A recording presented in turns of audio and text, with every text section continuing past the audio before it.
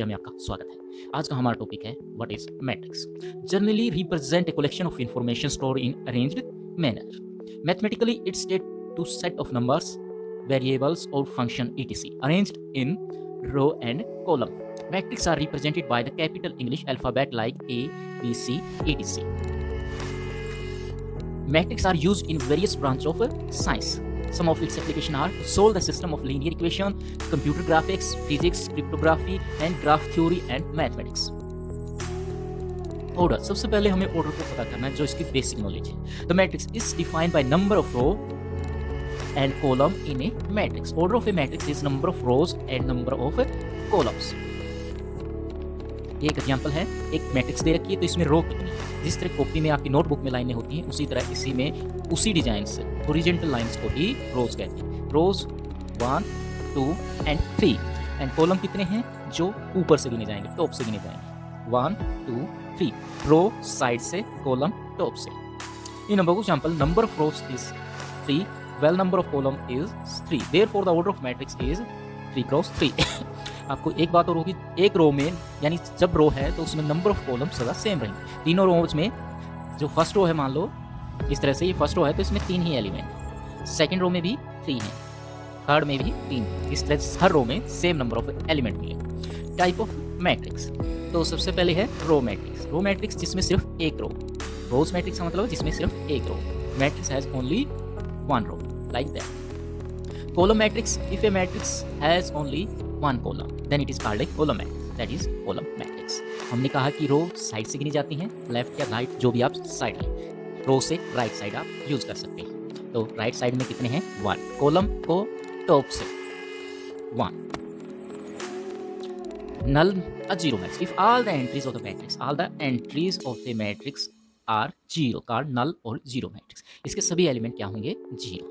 Square matrix, if the number of row is equal to the number of column. यदि हम side से रो गिने 1 और 2 और टॉप से कॉलम गिने तो 1 और 2, यदि ये दोनों बराबर हैं तो वो मैट्रिक्स किस टाइप की होगी, स्क्वायर टाइप की। Rectangle, the number of rows is not equal to the number of column. यदि हम किसी मैट्रिक्स में नंबर ऑफ रोज 1 और 2 और नंबर ऑफ कॉलम ये टॉप से गिनते हैं 1, 2, 3 इक्वल नहीं है, यानी नंबर ऑफ रोज और नंबर ऑफ कॉलम आपस में इक्वल नहीं है, तो वो मैट्रिक्स होती है रेक्टेंगुलर मैट्रिक्स। जैसा कि एग्जांपल में इसके अंदर 2 रोज हैं और कॉलम कितने हैं, टॉप से गिनने पर 1, 2, 3, तो ये क्या होगी रेक्टेंगुलर मैट्रिक्स और इसका ऑर्डर हो गया 2 क्रॉस 3। इसी तरह diagonal matrix, all the element of square matrix, सबसे पहले क्या होनी चाहिए डायगोनल मैट्रिक्स के लिए, square matrix are zero expect those in the main diagonal, are zero except those in the main diagonal. जो मेन डायगोनल होता है वो इस कोने से लेकर इस कोने तक जितने भी एलिमेंट हैं उनमें कम से कम 1 या 2 तो नॉन जीरो होने ही चाहिए कम से कम। तो सबसे पहले इसकी कंडीशन क्या है, एग्जांपल में देखते हैं। डायगोनल मैट्रिक्स में क्या होगी, सबसे पहले तो स्क्वायर, स्क्वायर के लिए रो और कॉलम दोनों जरूरी हैं, तो रो को गिनते हैं हम राइट साइड से 1, 2, 3 रोज और कॉलम को टॉप से 1, 2, 3। टॉप का मतलब कैप, कॉलम से कैप, कैप की साइड से, कैप कहाँ पहनी जाती है ऊपर। तो ये कितना ऑर्डर हो गया 3 क्रॉस 3, तो स्क्वायर मैट्रिक्स ये बन गए।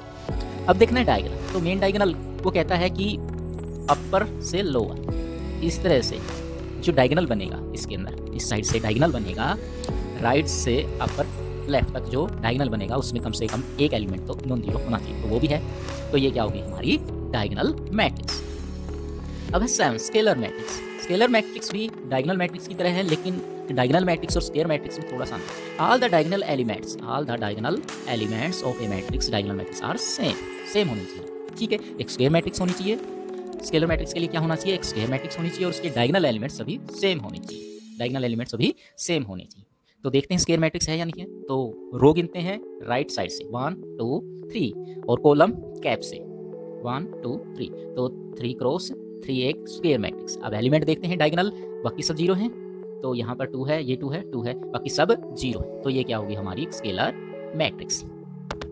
अब देखते हैं हम यूनिट और आइडेंटिटी मैट्रिक्स।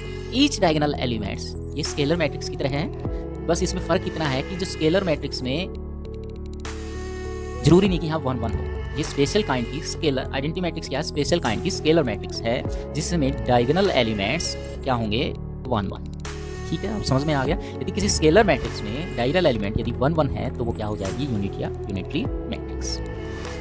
अब देखिए negative matrix, negative of a matrix, एक मैट्रिक्स का नेगेटिव कैसे लिख सकते हैं। यदि मैट्रिक्स ए गिवन है जिसकी सभी एंट्री क्या हैं 1 2 3 3 -2 5 3 5 और 6 और इसका ऑर्डर क्या है, रोज कितनी है, राइट साइड से 1 2 3 और कैप साइड से कॉलम 1 2 3, तो 3 क्रॉस 3।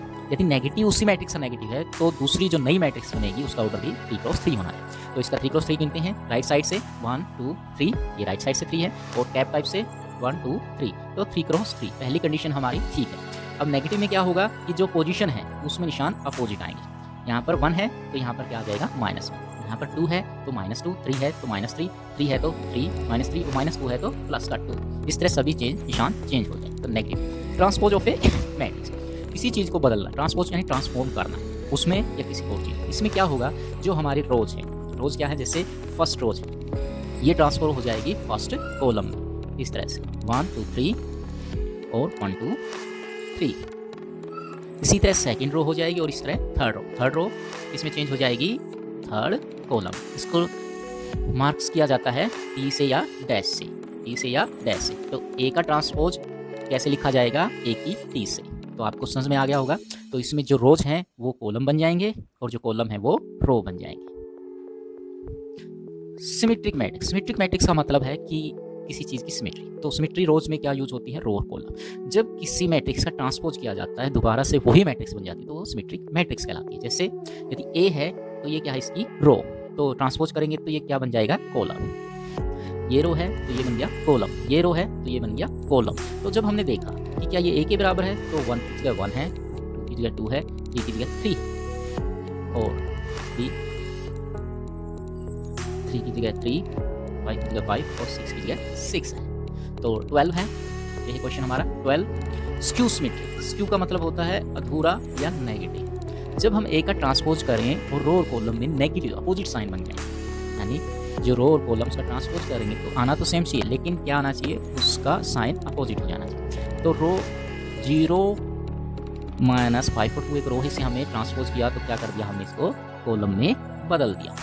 कॉलम में क्या कर दिया, बदल दिया, यहाँ पर ट्रांसपोज का निशान लगा दिया। ठीक है, तो वो ये हो गया। तो 0.2, लेकिन इसी तरह दूसरा चेंज किया इसके अंदर और तीसरा इस कॉलम। तो ध्यान से देखा कि इनका सबका क्या है, ऊपर वाली ए मैट्रिक्स से ए ट्रांसपोज में नेगेटिव का या अपोजिट साइन का सिस्टम है, एलिमेंट सेम है लेकिन साइन क्या है, अपोजिट। तो ऐसी स्थिति में ए किसके बराबर हो जाएगा, ए के ट्रांसपोज के -a बराबर। तो यही था आज का लेक्चर एजुकेशन लीफ इंडिया में। यदि आपको अच्छा लगा हो तो लाइक कीजिए,